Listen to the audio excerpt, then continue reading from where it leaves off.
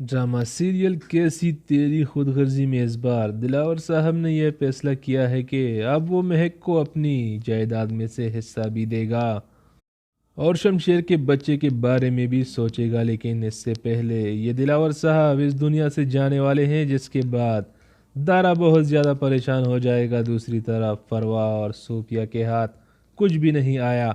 आने वाले आखिरी किस्त में आप सभी दोस्त देखेंगे कि निदा जिसके साथ घर में अंदलीब बिल्कुल भी अच्छे से नहीं रहने दे रही थी, लेकिन जब उसे ये बात पता चलती है कि अब शमशेर इस दुनिया में नहीं रहा, इसके बाद भी वो परेशान हो जाती है और उसे एहसास होता है कि अब महक अकेली हो चुकी है और वो सोचने पर मजबूर हो जाती है कि अब वो निदा के साथ ठीक रहेगी।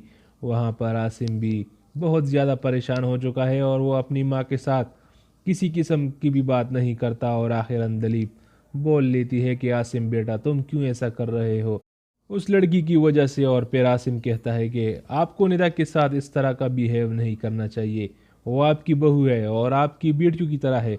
वो आखिरकार अंदलीब को भी समझा ही लेता है कि वो निदा के साथ गलत कर रही है। लेकिन जब ये बात आसिम के अब्बा को और अंदलीब को पता चलती है कि शमशेर इस दुनिया में नहीं रहा, तो वो कहते हैं कि हमें अकरम साहब और नाहिद आंटी के घर इनसे मुलाकात के लिए जाना चाहिए।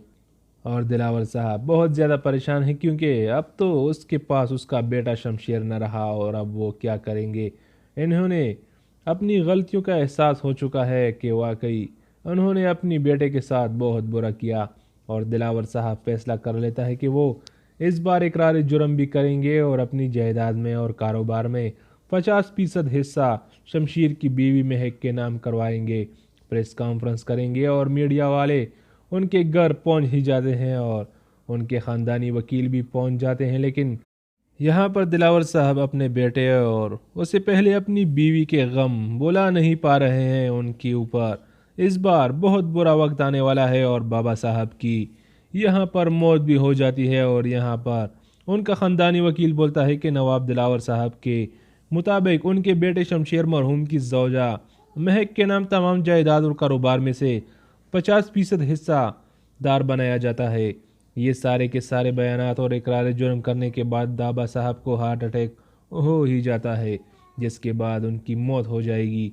यूं दिलावर साहब भी इस दुनिया से चले जाएंगे अपने बेटे और अपनी बीवी के गम में।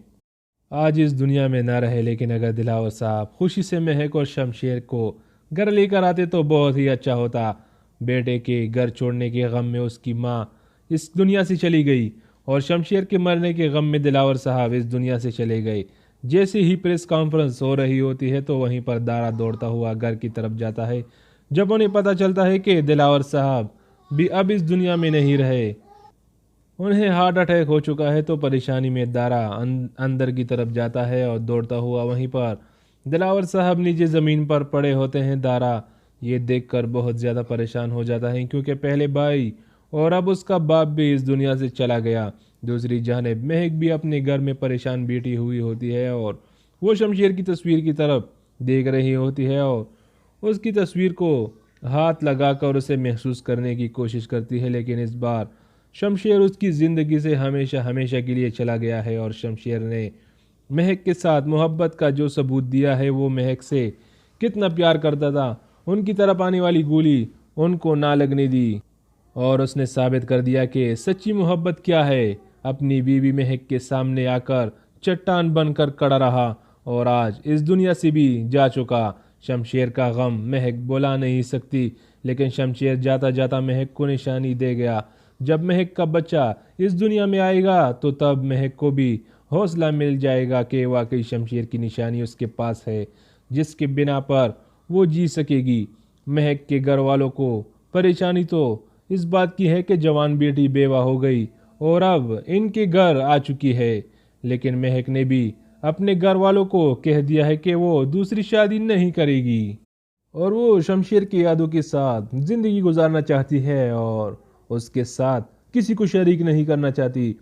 अपने बच्चे का खुद ख्याल रखेगी और वो उसी घर में रहेगी। जब शमशेर का बच्चा इस दुनिया में आएगा तो घर में रौनक लग जाएगी। दूसरी तरफ अंदलीब, रेहान और आसिम भी पहुंच जाते हैं अकरम साहब के घर, जहां पर वो महक के साथ उसके दर्द में उसे हौसला देने के लिए आ गए हैं और उसके साथ इजहार अफसोस भी करेंगे कि शमशेर के जाने के बाद बहुत दुख हुआ इन्हें भी। दूसरी तरफ सूफिया और परवा के हाथ तो कुछ भी नहीं आया। उन दोनों ने तो सोचा था कि शमशेर सूफिया के साथ शादी करेगा और वो भी मेरे साथ इस घर में आ जाएगी, लेकिन शमशेर तो अब इस दुनिया में नहीं रहा और 50% हिस्सा जायदाद और कारोबार में महक को दिया गया। आखिरकार इस ड्रामे का अख्तिताम हो ही गया, लेकिन शमशेर के साथ जो भी हुआ उन सब का जिम्मेदार बाबा साहिब ही है। इन्हीं की वजह से शमशेर और महक आज तक एक दूसरे के साथ खुश नहीं रह पा रहे थे।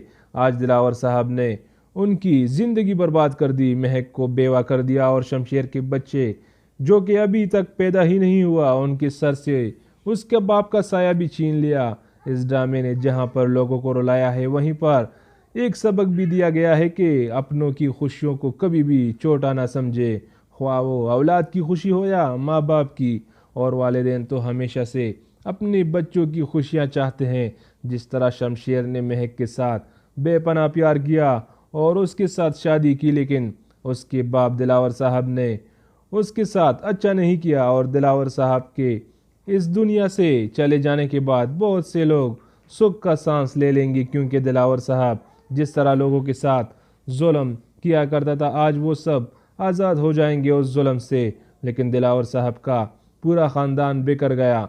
इस ड्रामे के बदले में नया ड्रामा सीरियल हुक आने वाला है जो आप सबको बहुत पसंद आने वाला है।